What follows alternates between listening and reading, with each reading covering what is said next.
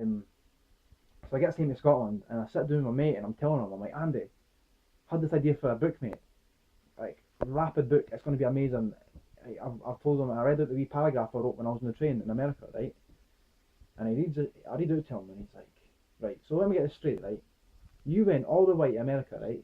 All the way to America you to write a story about Scotland.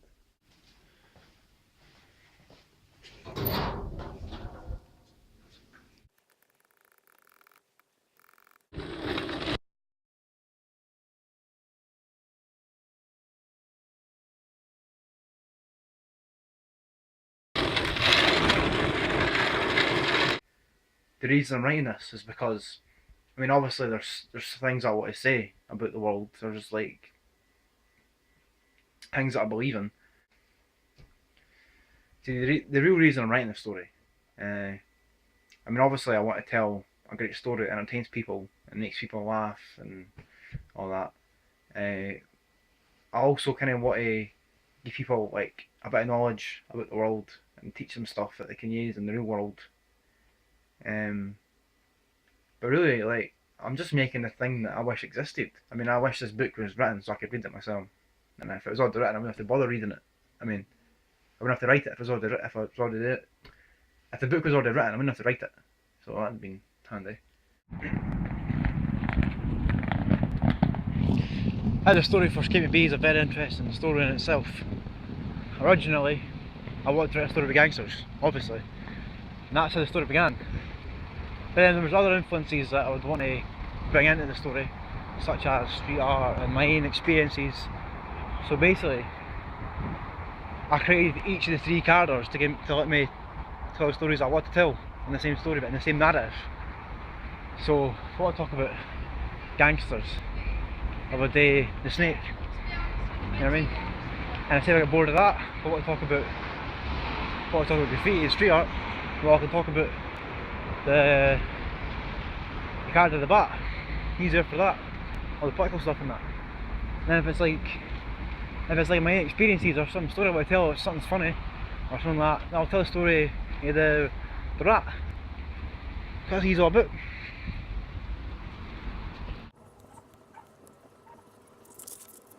I think I'm lying to empty, but I do kind of portray this other person, right? And the other person literally is, he's no Ross Turnbull, that other person is Ford Bill, right? Ford Bill is not someone that Ross Turnbull would actually get along with. He's a bit of an arsehole, right? There's no question. Common book is a booklet that you use to write notes and ideas and concepts in that aren't at the point important in the part of the story that you're writing, but they're good to keep writing down because otherwise those ideas that come at you and they just disappear. So you need to be able to record them, and the best way to record them is just write them down. Right? I think it's people sometimes ask me, where do you get your ideas from? Or where does all ideas come from? And the truth is, the honest truth is, I just steal everything that I see. Alright? No shame in that. My ideas I steal from many sources. Sometimes it's things that's happened to me in the past. All of my characters are based on a combination of people that I ken, people that I like, people that I didn't like, things that have happened, people that I've known, people that I've heard about, stories people told me. All of that stuff I've collected because I feel like there's all these things that's happened out here, out there, all those things that's happened outside Edinburgh, and all these things and all these events with people that just get forgotten about because nobody's here to write them down, right?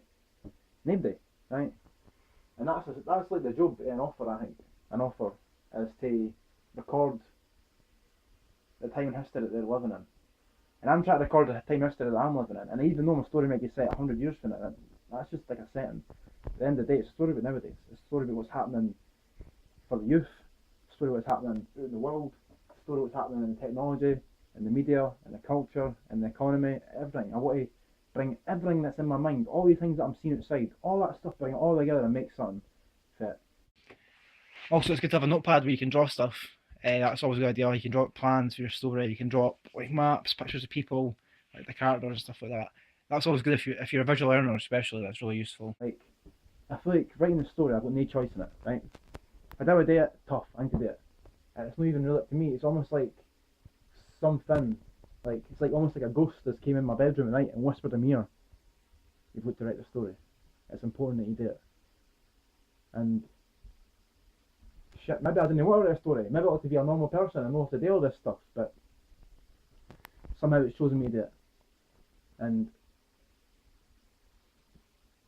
I'm glad, because I really feel like I can actually do this. I feel like I can actually bring all these things in the world together and make something new that people love. Give me that! Give me that thing! Give me that thing!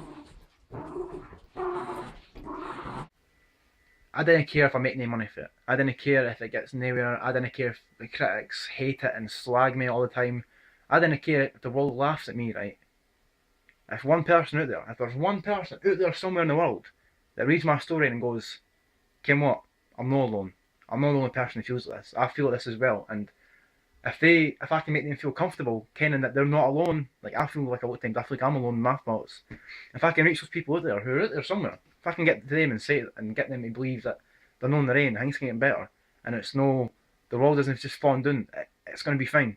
If I can make those people feel better, yeah, I've done my job. Right?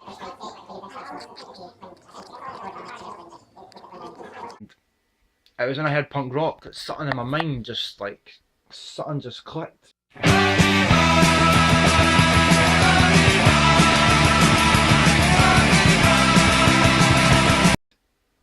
And I remember the first punk rock song that I really, really loved, like really, and to this day it's like one of my favourite songs, is Amoeba by Adolescence. And I heard that song when I was like 9, 10, whatever age I was. When I heard that song for the first time, I was blown away.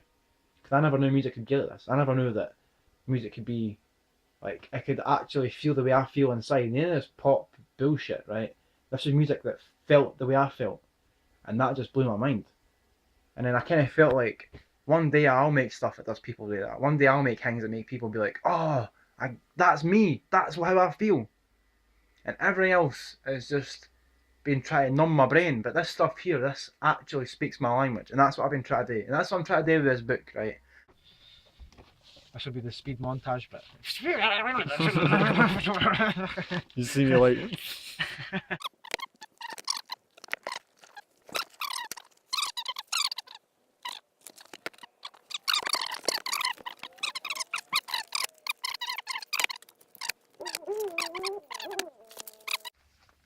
A story I wrote when I was at primary school. My fucking handwriting. Mate. That's got to focus on this. Do it like a Star Wars story. Right, it's all the shit.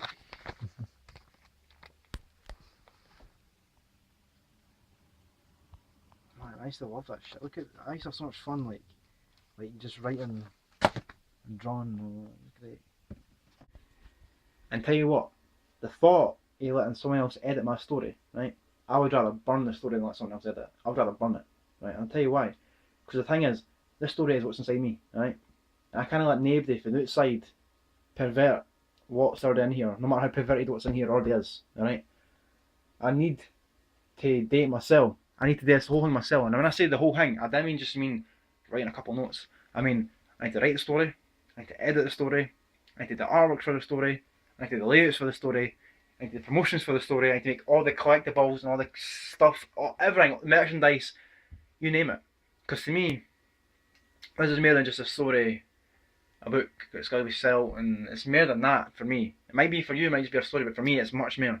This is a brand I'm trying to build, it's a philosophy I'm trying to build, it's like a manifesto that I'm writing. And manifestos do not burn, so I cannot let anyone else edit it, right? I need to be me, it needs to be me. That might sound selfish, maybe, I don't know, but I just want to take 100% complete executive control over my own creativity, right? I don't need to tell me how to write it, right? And I'll take advice from people, obviously, and I'll learn how to write a good book and all that, but no one's going to tell me how to do it, alright? I do it my way, or it's not getting done, and it will get done, so I'm doing it my way.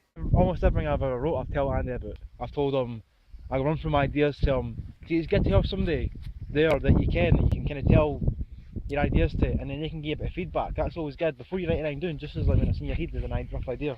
So like there's been times I've sat with him and bored the shit out of him, telling him about this like stuff for hours on end, just like stupid ideas I've had, and I've just kind of expected him just to kind of just say what he thinks. If he thinks it's boring, he says it's boring.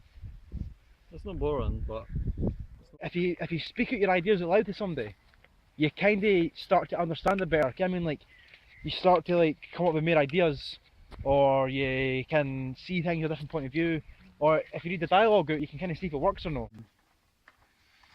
I poured everything I put into these fucking books, like.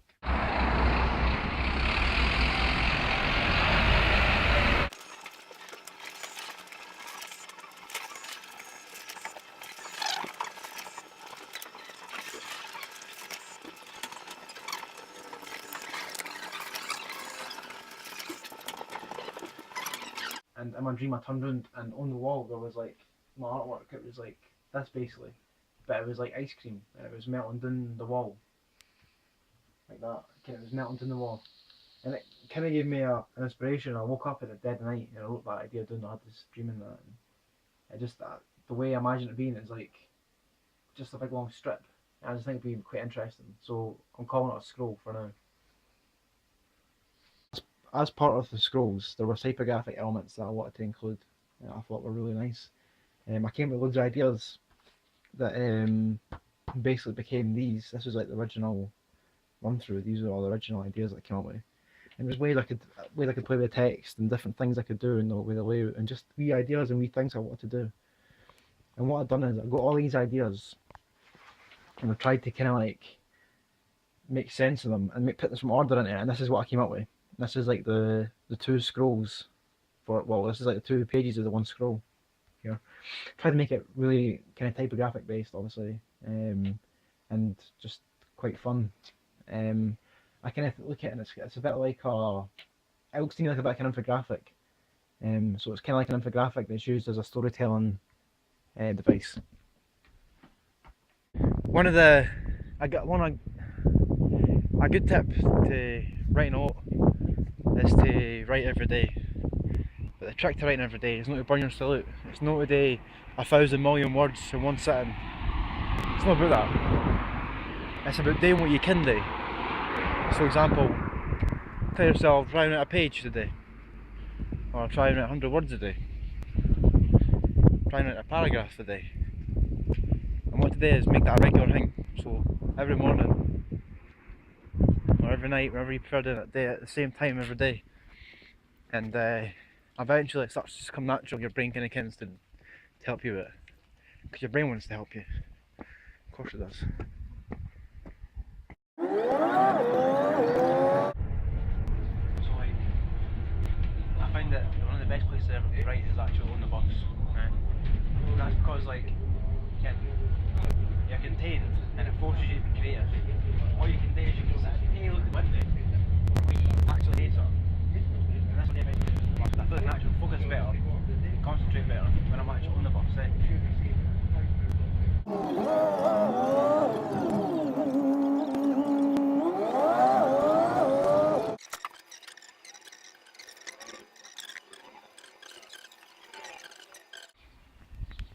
So right now I'm in my hometown of Dalkeith.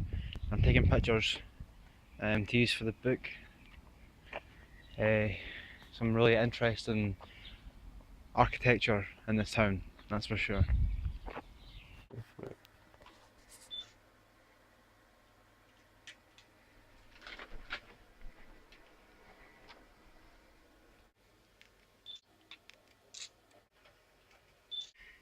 See, like, whenever people usually ask me, like, hey, what's your story about?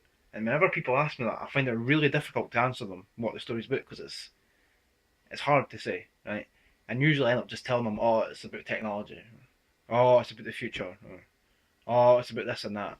And that is not actually always that accurate. I just want to tell people because I can't be bothered explaining them, going into the fine points. But people say what the story is about, and I mean that is a hard question to answer for any writer, and especially if you've written what I've written. It's very difficult to kind of pinpoint what the story's about.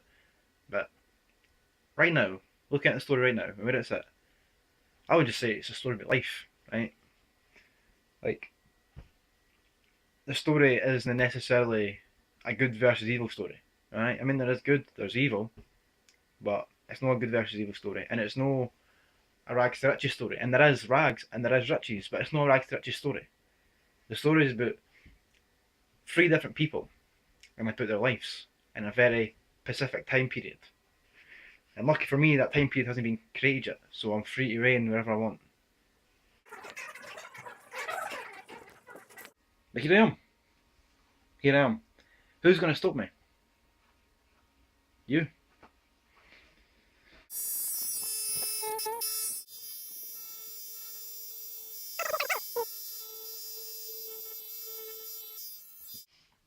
It's making me sick. Making me sick.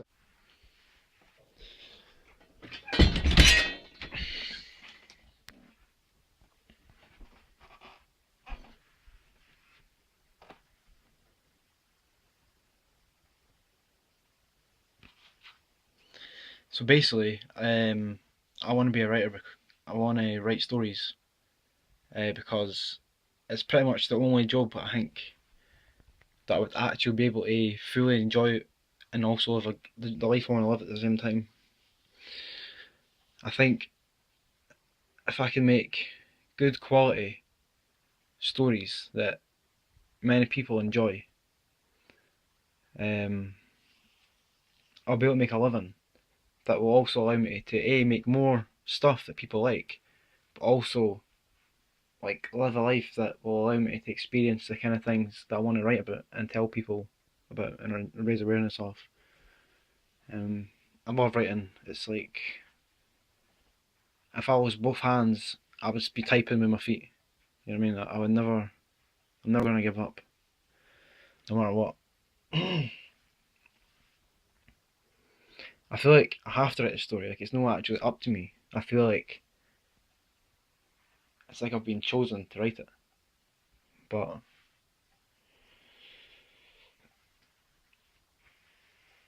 there's no backing out. Okay, there's no backing out. I need to write this novel now. I've came this far. I need to continue it. I need to finish it. And I'm gonna enjoy it, but it's gonna be a very difficult process. And if it doesn't kill me, then on to the next book.